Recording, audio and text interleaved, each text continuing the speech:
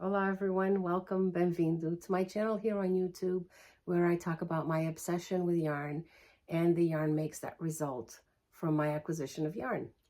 This is episode 34 and it is a very special date for me. It is February 14th, 2026 and it's my 2-year Podiversary. It is still as scary as it was the first time I did this, to sit in front of my phone and record here by myself. I don't have somebody sharing the channel with me to bounce off ideas or if I trip on words to correct me. So bear with me as I go along. I do put chapters in for what I'm going to be talking about. If you've been with me before and already know my whole story, feel free to go forward to the chapter that would be more relevant to you today. For those of you that may be interested in hearing a little bit about me personally, I'm going to put that here in the intro because it's been a while since I've done an introduction of myself, and also a little backstory on this channel and a little bit about me so that you can understand how I talk about my knitting and my crochet, because that's what this channel is about, knitting and crochet. I am not a spinner. I do not quilt. For me, it's all about yarn and making something wearable or usable with the yarn that I cannot seem to stop buying. So let's start with the introduction. For those of you that are new to the channel, you'll see that the title name is Oliviasyarnstories, which pretty much says what it is. It's me talking about my yarn in a story format. My day job is librarian, and that's why it sort of has rolled over into this channel. So it's not just the storytelling. I do follow the basic format for podcasting in talking about my knits and my crochets. I do have a section that is new to the collection or finished projects. I have a section that's works in progress, which I call progress report. I will have a section that I have termed archives, which is stuff that I have made in the past pre the YouTube channel, and I bring them out once in a while to showcase them on here. And then I also have the incoming section, which is where I talk about new patterns that I might be thinking of working on or yarn that I've acquired recently. Basic format. Everything I talk about will be in the notes below. I do have a link to my Ravelry page. I am recording from the south coast of Massachusetts. I'm about an hour south of Boston and an hour west of Cape Cod. I live here with my husband and my 2 adult sons and 1 gray tabby cat named Gary that I rescued and who is my overlord. And sometimes he makes an appearance here on the channel. And yeah, he's sort of my production assistant who's sleeping on the job right now, not too far from me. He found a nice sunny spot near the window, and that's where he's at right now. But he does not bounce off with me, so if I trip on my words, bear with me. I am a bilingual speaker, so I'm fluent in Portuguese and English, and sometimes my words trip on themselves because of the grammar being opposite, and my brain sometimes can't go fast enough in the translation. So there's a disclaimer. Yeah, we immigrated to the United States with our parents. My husband and I, we have similar backgrounds, and we met in high school. We're high school sweethearts, and we do live in a community that has a large population of Portuguese speakers. So we've maintained our language, our customs, our foods, and that's my backstory on that. Now, since this is the 2-year Podiversary, I've made a decision to rebrand the channel for a couple of reasons. First and foremost is that I have a logo. I have a logo. And the person that did the logo for me nailed it, got me 100%, everything that's about me in that logo. And it is Leanne Coppola of Cocktail Hour at the Coop podcast. I've known Leanne for a few years through podcasting. I had met Leanne through being a follower of her channel, met her at Rhinebeck, and Leanne is a very talented graphic artist. So I reached out to her to ask if she would design a logo for me that would capture the essence of my channel, and that's what she gave me, and it's absolutely perfect. With the logo and it being Olivia's Yarn Stories. So I've been playing around for a while with changing the channel name because I'm Olivia30 on Ravelry and Olivia30M on Instagram, and I did not want to change those names to align with the channel. So I thought it would be best to just make it Olivia's Yarn Stories and to also own the channel, because I knew I wanted to do a channel about my yarn stories but I found that somebody else already had that channel, so I tacked my name at the end. But now I've decided to own it and put my name at the front because this is me, Olivia, and these are my yarn stories. And it just flows better for me right now. For those who have been with me for a while, you know that I had this little side hustle business where I would crochet and knit items for the fall, winter seasons to do craft shows to help raise funds for my local animal shelter and for my yarn fund. This past year, I decided it's going to be my last year because this channel is giving me the creativity that I'm really enjoying, and I want to spend more time on the channel. I want to try to make it more a place where my makes are more about me and my journey with it so that I can talk about it. And creating stuff to sell on repeat is sort of it's becoming a job, and I don't want it to be a job. So I've closed shop on that, and that side hustle business was Olivia's Yarnwear. So I've closed that up, and now it's Olivia's Yarn Stories. My email is oliviasyarnstories@gmail.com if you want to reach out. And that is the story about the whole rebranding. It just seemed like the right time to change the channel with the new logo, with a new email, and just, own it. This is it. I'm in it. I'm in it for good. It's a little a little nerve-wracking to get going, but let's start talking about my makes, shall we? Because that will put me in my comfort zone. We're going to start with new to the collection or finished project. And it's obvious, right? What it is that I have as a finished object. It's this. It's the Lento. I have finished the Lento that I started December 26th, 2025 as part of the 12 Cast-Ons 2026 as a Mal with Angela of Yarn and Yarns. Cast this on, started out beautifully, but then I hit a few snags along the way. So let's talk about it for a minute, shall we? It might be a little bit more than a minute. For this, I used this gorgeous yarn that was dyed by a local to me hand dyer. I picked this up at a farmer's market. They had a table at the farmer's market, and I bought every skein that she had in this colorway. It is Pink House hand dyed yarn, and the color is Hydrangea. This is her 4-ply fingering weight yarn, and it was in 2023 that I bought this yarn. I love the yarn for what it said to me, hydrangea. Hydrangeas is a plant that grows wild on the island where I was born, the island of São Miguel in the Azores in Portugal. The streets are literally lined with hydrangeas in the late spring, early summer, and it is exactly this beautiful purples and blues. And when I saw it, I knew I had to get the yarn because it spoke to me. It's part of where my beginnings are from. So got this, started to make a top with this, but it didn't work. The pattern in the yarn did not work well in that the pattern disappeared in the heavily speckled yarn. So put it aside until the right project came along, which then was, I knew I wanted to make a Lento, and I decided this is it. This is what I'm going to use the yarn for. But I wanted to combine it with something else because it is a DK pattern, and I didn't want to double up the yarn because I didn't think I was going to have enough. I have 4 skeins of this. I didn't think I was going to have enough to double it up. So I combined it with Set-to-Surrey, Lana Grossa Set-to-Surrey. And it is a Surrey Silk Alpaca blend, and it is wonderful. It is soft, it's light, and it didn't give me any reaction, and it was just absolutely perfect. I have nothing left. I bought four of balls of this, and I used exactly everything. I possibly had this much left when I cast off. I'll talk about the journey in a minute with this, but for now I just wanted to go on with, I got it to the right sleeve length. I cast off with the Jenny's Loose bind off. Jenny's, yeah, I think that's what it's called, so that I've got a little bit of room to push the sleeves up if I want to, but they are just the right length anyway. I don't see myself rolling them up. And it was the first time I've done a rolled over collar, so it's a knit 2 purl 2, nope, knit 1 purl 1 and it's rolled over, and it works out really nice. It does lay really well on my neckline. I like it, and I can see myself doing this with other tops going forward. It is such a wonderful basic pattern.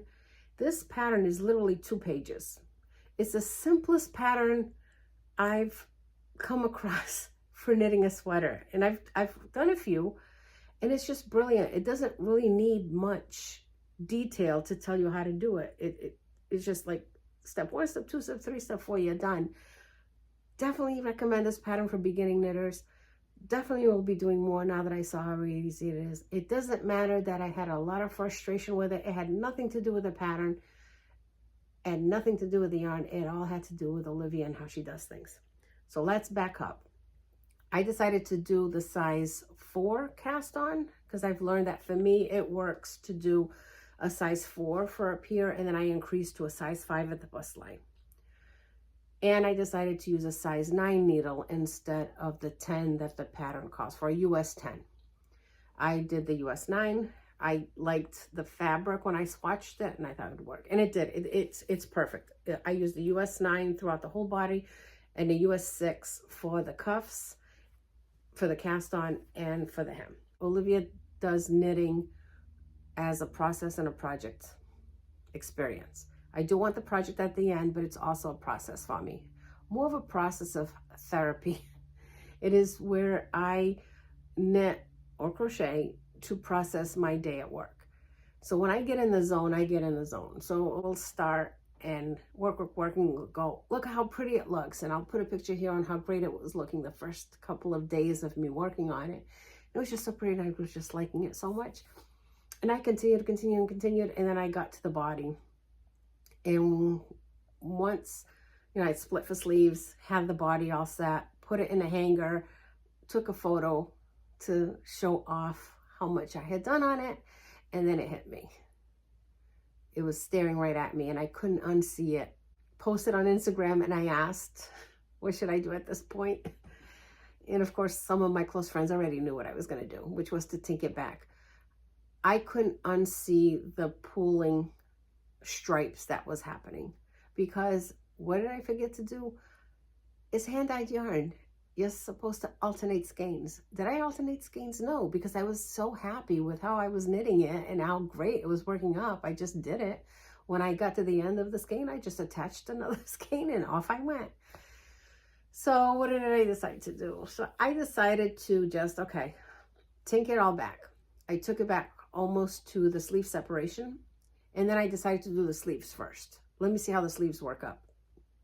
Just to be sure that if I alternated skeins, it would work. And it did. The sleeves got done fine. Towards the end of the skein, it got a little lighter towards here. But it was fine. I ended up using the more, because I did have to do a little bit of color planning. Boy, I'm really going all over the place. I hope you're still following me here. I had to sort of do a little bit of color planning, and I'll show you what I've got in my basket left over from the yarn. I had to cut some of it because where it got lighter, I cut it so that I could keep it more with the, I'll bring 2 out to show you. So because they were different dye batches, one dye batch had more purple to it and the other had more blues. So what I decided to do is, these are all the purples, and the blues I used on the cuff and on the hem. That way it sort of like made it blend in a little bit better. And once I had the sleeves done, I said, okay, now I can tackle the body. So I did take it all the way back to here, and then I started knitting it again by alternating the skeins, the more purple tone skeins, and it worked. They're still pooling because with the yarn, it does still pool. The speckles aren't evenly spread, but it's okay. I like the way it worked out. And I can't say enough about this Podiversary. I wasn't sure. Mohair sometimes can be a little itchy for me, but not this one. It is definitely the mohair that I'm going to concentrate on purchasing going forward if I'm doing anything else that has mohair. So yeah, that's the journey with the Lento. It took me 3 tries to finish it for something that's so basic and could have been done so fast, but all because of my, I guess you could say, you know how you refer to, you drive on automatic pilot, somehow you realize, how did I get here? I'm like that with knitting sometimes. I'll just go and not think about where I'm at, and that's what it was. But it's done. I'm happy. I am you know, it's not going to be my only Lento. I'm already itching to cast on another one. But since it's the first of 12 cast-ons that I did for 2026, I'm going to hold off on that for a bit. And for those of you that are curious about what the 12 cast-ons 2026, you can go back on my video 32. That whole video is about my new cast-ons for the year. They're not going to be the only cast-ons. It's 12. It was 12 items that I had in mind to make for the year that have been on my radar for a while. And I've had yarn either caked up or yarn that I wanted to use up for, or yarn that I had tinked from another project. I needed to apply it to a project, and that's what those 12 projects are. This being number one. It's not going to stop me from casting on new ones. In fact, I'm going to show you a new cast on that you haven't seen yet. So that is the Lento. I don't think there's anything else I need to share with you on the Lento. No, that's it. Okay. Item number 2 is number 10 of the 12 cast-ons. And it is the Musselburgh hat. It was my first one. Everybody knows about this hat. This is the hat by Ysolda Teague. It's this hat here. And I knit this one for the husband. So this is the exterior. Here's the interior because he's wearing it with the colors on the outside. So it's one long tube. And cast on here, increase, knit, knit, knit, knit, knit, for however the length is that it says for the size you want. And then you start your decreases and you close off, and you have this hat that can be worn either or. You can fold it in so that, in this case, the husband likes it with the blue on the inside, and when he wears it, he flips it over and he's got the blue there. Or if he decides one day that he wants the blue, he can flip this over and he's got the color on this side. It is a wonderful pattern. It is something that I can see why it's so popular, not only for the simpleness of the knit, because you just knit, knit, knit, the warmth that it gives you by using the fingering weight yarn, and then when you fold it over, it doubles up the warmth. But it is a lot of knitting. I could have done 2 pairs of socks in the time it took me to do this, which is crazy because it's probably the same amount of yarn that I would use for a pair of socks. But there's something about the socks that I would have felt more accomplished because I would have done one sock and then I would have done another sock. This seemed to take forever. And it came out bigger than I thought it was going to. I did have gauge. I did follow the instructions. I ended up knitting for an adult medium. I used a size 3 needle because that's all that I had available since I cast on so many others. I did the 3. I should have done it with a size 2 2.75 needle. Probably would have helped. The adult medium came out big, but he likes it. He doesn't like very tight hats, so this worked out really well for him. Now, what yarn did I use? I've already told you what needle I used and what size I did. I used, this is Bissock in the colorway New England Patriots. I can't hear the boos. I can't hear you. But yay to the Seahawks for winning the Super Bowl. I had planned to make this for him so that he could wear on Super Bowl Sunday, since miraculously the New England Patriots ended up in the Super Bowl. We weren't anticipating that. Football for me is just background noise, but the guys in the house are Patriots fans.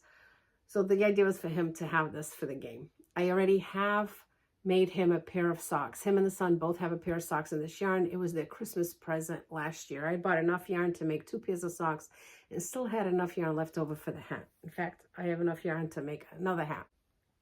I almost forgot to say, this is item number 10, cast on number 10 from the 12 cast ons. So now I've completed 2 of the 12 cast ons for the year. And I have this much yarn left over. It seems to be a yarn that just doesn't get worked down. I have it in this little simple makeup bag. It's nothing really fancy. It's just like a little plasticky bag that is good for me to take around whenever I'm knitting. It just closes up and I can carry it with me wherever I land. It has, because it was such a simple just knitting around. I took it with me to restaurants or when we were going somewhere and I was sitting in the car for a while. This is what I've got left. So this was the yarn that I used for it. And the colorway, so the colorway New England Patriots and in the navy. And this is how much I still have left in the yarn. I have got quite a bit of the blue left, and I've got this much left in the colorway, and I have a few random reds to use up as well, because for the heel and toes on the other socks, I had done them in red. Since I had done the 2 pairs of socks, the son got the red for the heel and toes and cuff, and the husband got the blue, so they would know which socks belong to who. But I have enough yarn in here to possibly make another one, and maybe I am making another one. Can I add that in here? It's not exactly something you've seen yet, but why not? Let's add it in here so I can close this up. So the hat for the husband, son number 1 has asked for a hat for him as well. And since I've had this much yarn left, I am making another one. I'm going to use all of the scrap of the yarn, everything that's left in the yarn, and I'll end up with another Musselburgh for the son. This one will be different than Dad's in that it's going to have some of the reds and the blues. It's going to be more of a scrappy one. Now, when I finished this one, I thought to myself, nah, it's way too much knitting for a hat. I don't see myself doing another one. I don't think so. But then the son admired it, and I should say on here for the new ones, I have very 3 knit-worthy men in my life. My husband and my 2 sons love hand-knit socks. My younger son is not a hat person, but son number 1 is, and the husband is. So they get the hats. Son number 2 is all right. He just wants socks. Because of all this yarn, I wanted to use it up. I wasn't sure what to use it for. I might as well as make a scrappy Musselburgh. And that is the plan with that. So that is a work in progress, but one that hadn't been shown before. It'll end up being a finished project by the next episode, because I do plan to, we're going to go for a car ride tomorrow to Springfield, Mass, which is a couple of hours ride. So I'll be knitting this in the car. And that is the story with a Musselburgh. Anything else I should add here? I think you all are familiar with the pattern already. Remains to be seen if I will be tempted to make another one after I finish the scrappy one. And that is the wrap on the Musselburgh. Now, finished project number 3. I don't have it here with me. I'll put a picture in here as I'm talking about it. I'll start the story on it. Let me start with the story behind it first. So I have a box downstairs that I call my gift box. It is where I add things to that I've knit, either hats, fingerless mitts, cowls, socks. I knit a lot of socks, and I will keep putting it in the gift box. The husband and the sons already know that once they feel like a new pair of socks, they'll go shopping in the gift box. But I also have a lot of friends and family who know I have a gift box. So when they're looking for something, they will reach out. They know I like to make things to give away. And my friends who hold fundraisers, or family members who hold fundraisers, know that I'm an easy target. They will reach out and ask if I've got something that I would like to contribute to their raffle table. And that is the case that happened in February. My cousin reached out and said, do you have one of your beautiful scarves or anything that you've made that you can donate to the raffle? And I said, of course, yes, I will. I had made the Every Which Way cowl as a litmus cowl using Barocco Vintage DK and a white with some minis that I had in teals, that they were scrappy minis. And I wasn't sure if it was my color scheme, so that went into the gift box. So I thought, yeah, that'll be perfect. So the theme for the fundraiser was 80s night, and just the cowl alone wasn't enough. So I decided to make a pair of fingerless mitts to add to it. And cue the photo here of the bust with the mitts, because I don't have it. It went to the fundraiser. It was gone. Didn't come back in the house. And what I made was the Cafe au lait mitts. And this is what it looks like on Ravelry. This is a free pattern. I've knit these before. It is a very quick knit for, if you've got a 50-gram ball of DK weight, a 50-gram ball will knit these mitts up. It comes with a very simple pattern. As I said, it's free, so I'm not giving anything away. It comes in a chart form or in written form, whichever you prefer to work with. It was, I mean, within a couple of nights, I had the mitts done, and, you know, off they went. And well, there was quite a few tickets in the bag for it on the raffle table. So I'm thinking that the person was very happy who won.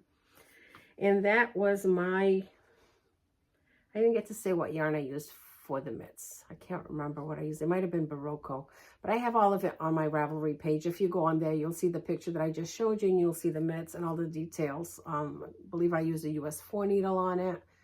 But yeah, all those details will be on the Ravelry page. And that is my wrap up on the new to the collection. Next up is my progress report. I have one progress report to show you, which I put away in the basket. And I'll put a picture here of my basket with all of my WIPs so you can see exactly how many I have. I have the basket of the 12, which now is 10.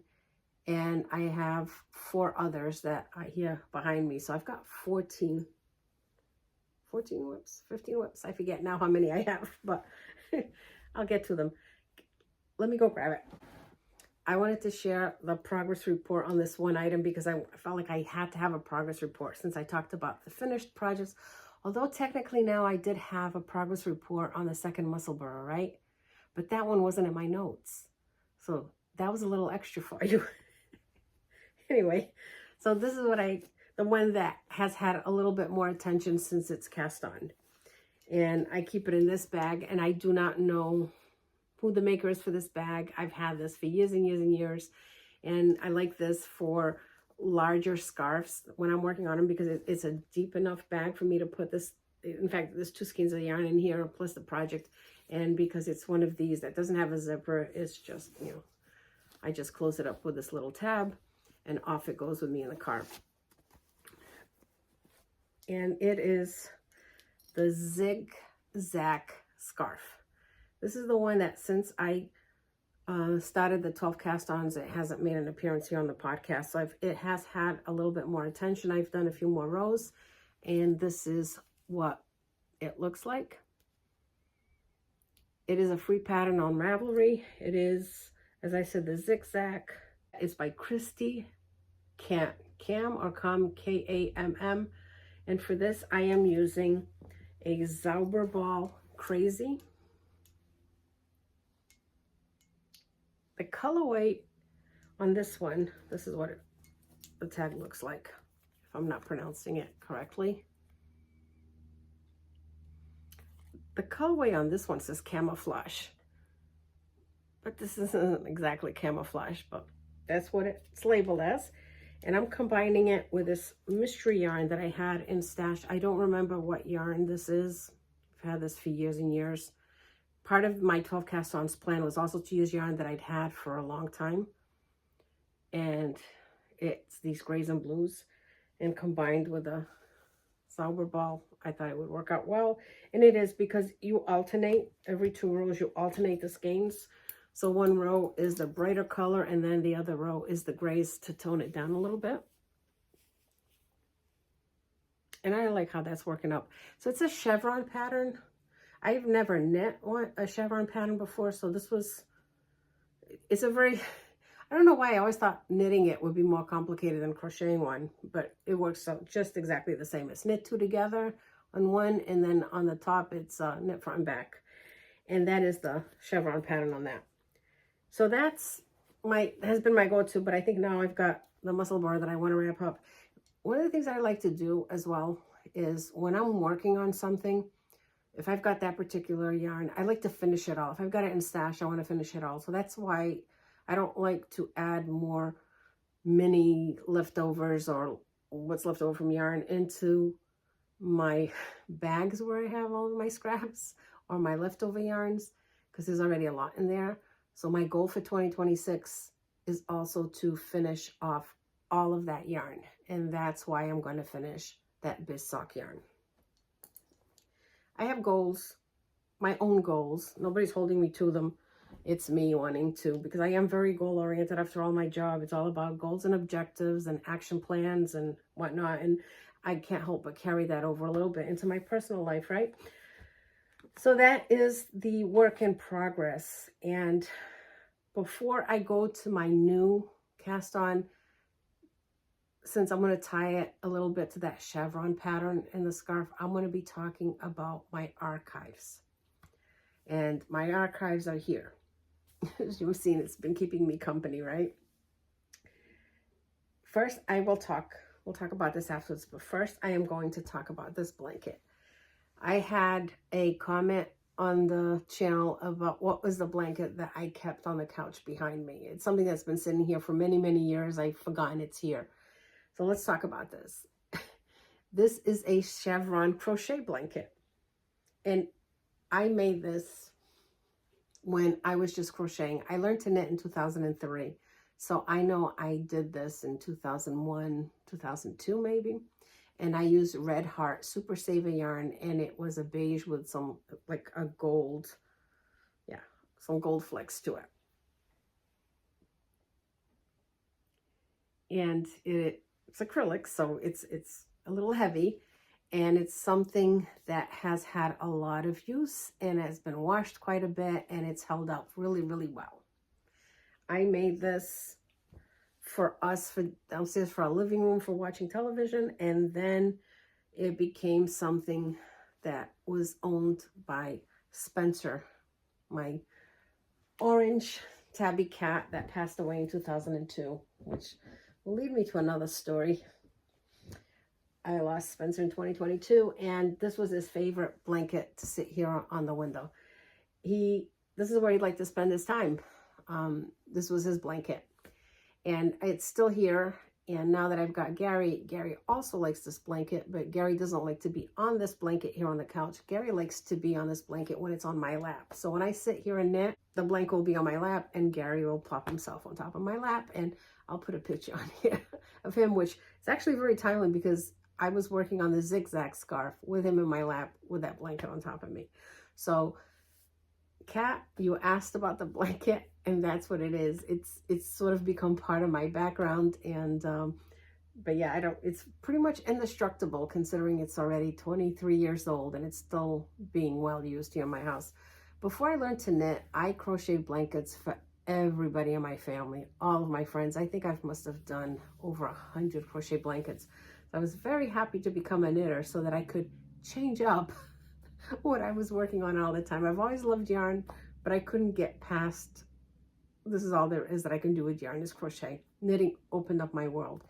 It also emptied out my wallet, because once I learned how to knit, the yarn buying became a whole other thing, and the obsession with collecting yarn became a whole other thing.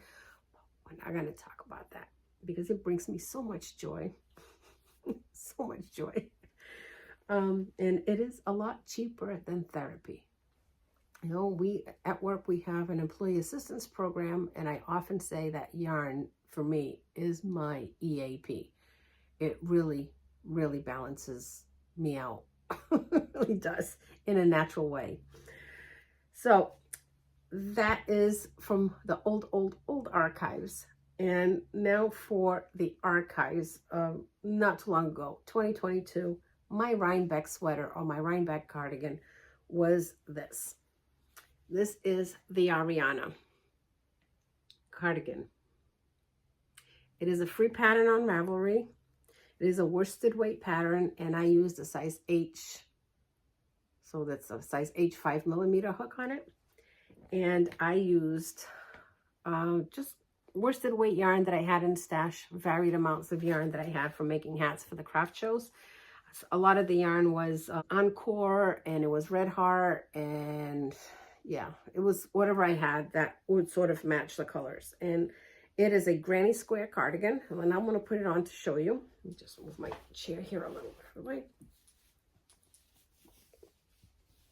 And it is like wearing a hug. It is like wearing a comfy, cozy blanket. I loved how it came out. So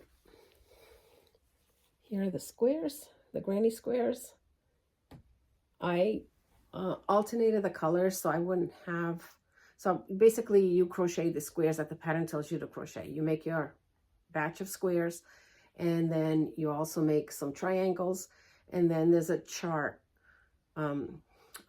Is it a chart that you would call, or a graphic? A schematic, that's the word I'm looking for. There's a schematic on the pattern that shows you how to lay out your squares so you can start assembling that. So you assemble them all, and then you finish off by knitting your cuff. The cuffs, they're knit, and the collar and the hem are all knit.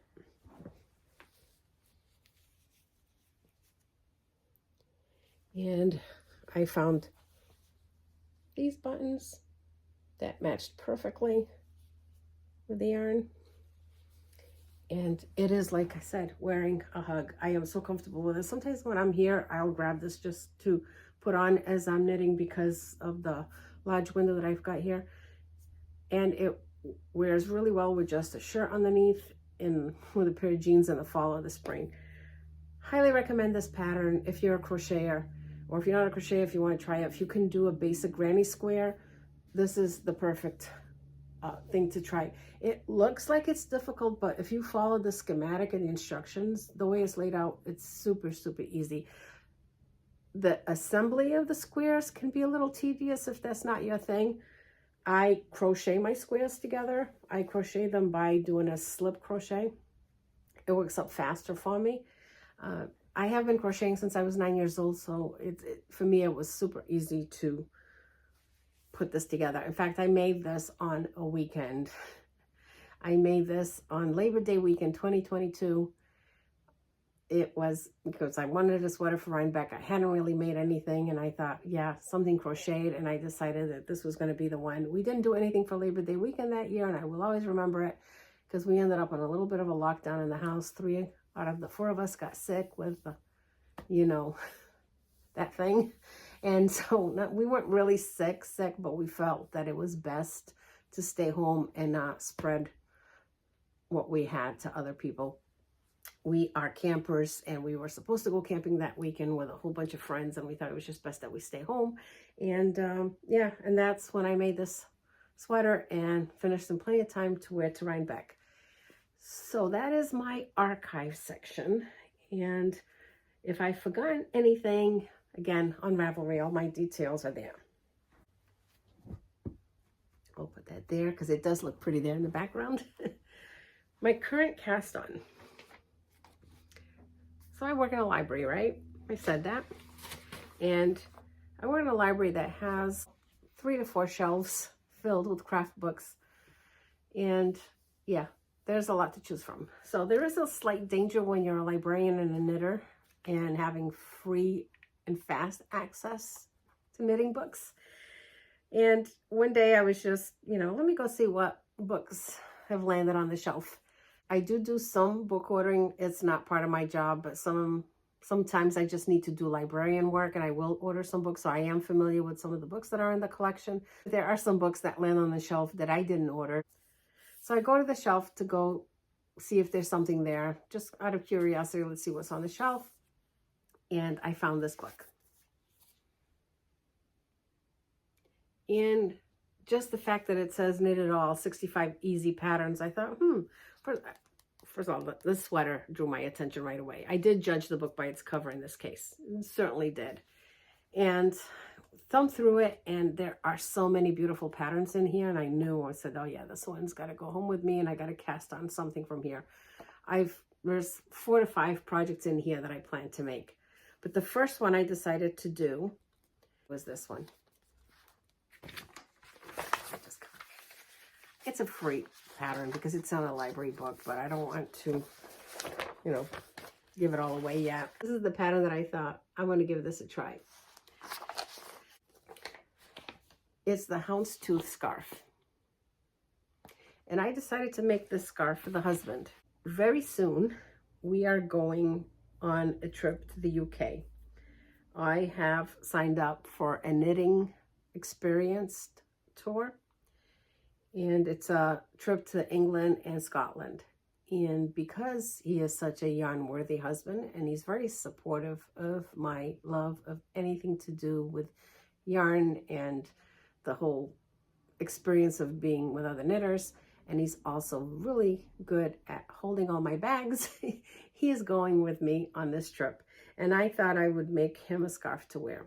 Initially, I had thought of doing something with my, from the doodle decks, but when I saw this pattern, I thought, no, this fits him much better. I can see him wearing this scarf. And here's my version of the scarf. It's looking a little bit like a sleeve, right? But it's going to be, you know, once it's blocked out. So the houndstooth pattern is super easy to do. So this is the colorwork scarf. What's different from the pattern is that I am using fingering weight yarn and a size 3 needle. So it's making a much thinner scarf than what you saw in the picture. And once he folds it over, that's pretty much what the width will be when he puts it around his neck. It will be a warm scarf, but it will also be something that's very fashionable for him to wear with a jacket. And let me show you the floats that are coming out. Really, really even. The most you carry the yarn is 5 stitches. So I haven't had to catch any of the floats. And it is knit in the round. It is a tube, so there's no need to catch the floats anyway, because it's all going to be on the inside. It does start with this cast on, and you go as long as you want it to go. It'll end on the other side with the same cast off of a rib. It's a 2x2 rib, and I think it's going to look really nice on him. It is working up super, super fast. Color work is something that I'm getting more and more comfortable with. And for this, I am using, for the red, cranberry red, I am using Hope Made yarn in Owens Red. I love Hope Made yarn. It's a beautiful yarn, and I love, love, love this color. I'm going to have to invest in getting some of these skeins for my stash. I picked this up at Skein Yarn Shop in East Greenwich, Rhode Island. And I am combining this with this gray yarn, which is, it is a Regia. Oh, I have a label here. I don't have the label. It is, wait, I'll borrow from another one. I have another one here in my basket, but it is the Regia Merino in this gray tone. It's like a gray taupe, and it's blending in beautifully with this cranberry. So I am super happy how this is coming out. And so this has been something that I've been knitting on. Actually, we've gotten addicted to a new show on TV. It's not a new show, it's an old show, but it's new to us.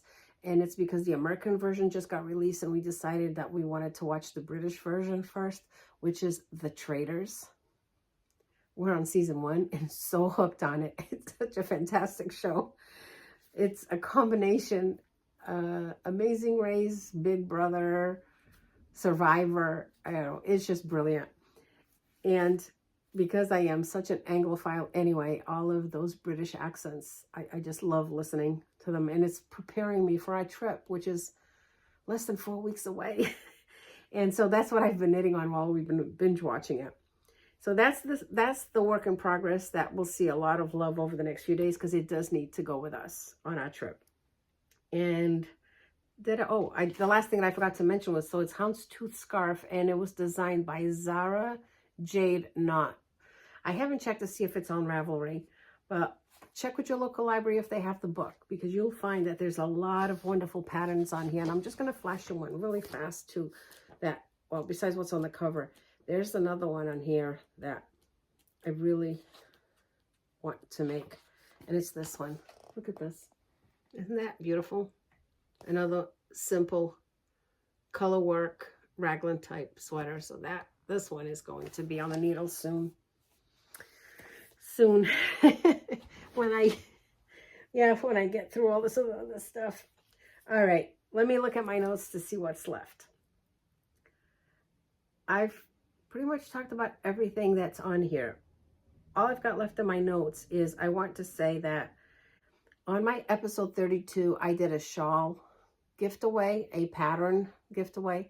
I've heard back from one of the viewers, and I've gifted the pattern, but there was 2 names that I called that I haven't heard back from yet. So I'm going to leave it here just in case, you know, they're watching this episode, didn't catch the other one. I'm going to shout out their names here again, and contact me. My email is below, or reach out to me on Ravelry so I can gift you the shawl pattern. And it is at Kathy Keep 3157 and at Becky Wilson 3893. So both of you, if you reach out to me, I'd like to get you that pattern that I said that I would gift you. I think at this point, I'm going to talk about my Podiversary Giftaway. I have one full skein left of Pink House yarn that I don't have a plan for right now, and I would like to share that with one of you. It is this yarn. I mean, you can combine it with some mohair if you want to make a hat, or if you just want to knit a pair of socks with this. This is an 85 superwash extra fine merino wool and 15% nylon, so it would make a nice pair of socks as well.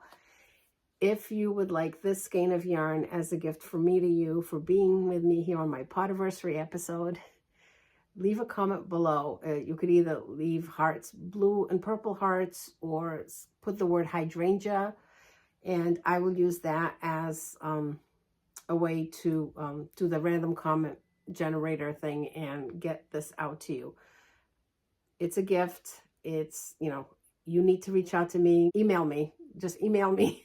That's the only thing. You're not going to get a contact from me here on YouTube. And yeah, let me know if you're interested in this, and I would like to share it out to one of you here on the channel. And that's the giftaway. And now for my closing time section of the podcast, I want to share a little snippet, a little story. I am a big believer in positivity and paying it forward. The story I want to share with you is about Kat, who mentioned about this blanket. Kat had reached out to me on Ravelry. Kat's in Connecticut.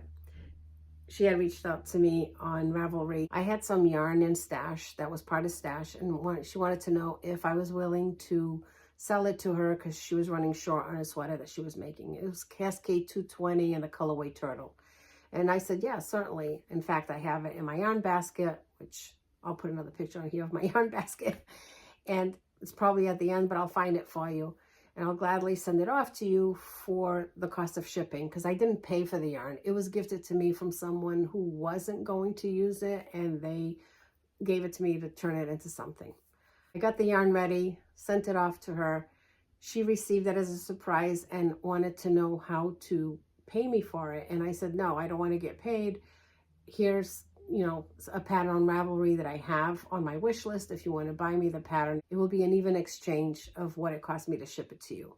But she had asked me for my Venmo or PayPal so that she could send me the money. And I said, no, just, the pattern is fine. Anyway, got the pattern, super happy, sent her a thank you. At the end of the night, I went into my emails and I saw an email saying that I had been paid a certain amount on Venmo from Kat. I wasn't expecting that because I had already said the pattern was sufficient, and she was way too generous with the money that she gave me for the yarn. So early in the episode, I talked about how I rescued Gary from the shelter. I've been a long supporter of the shelter monetarily, and either with goods that is needed or food, or financially to help cover some of the vet bills that they get. Cause it's an all volunteer shelter that Gary came from. So what I'm going to do is I want to use her funds and Venmo that amount to the shelter, because the shelter uses Venmo, to apply it towards either food or to the vet bills that they keep incurring. So Kat, I just want to say thank you for your generosity. There's wonderful people out there, and the community that we have here as knitters is amazing. And either on Ravelry and through this channel, the friendships that I've made through the channel and on Instagram, and the connections that I've made on Ravelry has been very, very heartwarming, and I am very, very thankful. So with that said, it really is time to close up. The lights are flashing. It's time to close up. I want to thank you all for being here with me. Quero agradecer a todos por estar aqui comigo deste lado. Until next time, até a próxima. Thank you for watching. Obrigada. Ciao. So this is what's behind me, and I forgot to talk about this, what I've got here. This is a sketch that was made for me by Leanne of Cocktail Hour at the Coop. This is my Spencer, and she captured him perfectly in this pencil drawing. He passed away in October 22 after I came back from Rhinebeck. And I had participated in a make-along that Cocktail Art at the Coop was hosting. And I won a prize. And the prize was a skein of yarn, a pattern, and this wonderful memento that I keep here behind me. And I'll plug in a picture here of the picture that inspired Leanne to make this for me. And since I was talking about Spencer and then Gary, here's Gary snoozing by the sunlight. This is his favorite chair to be in.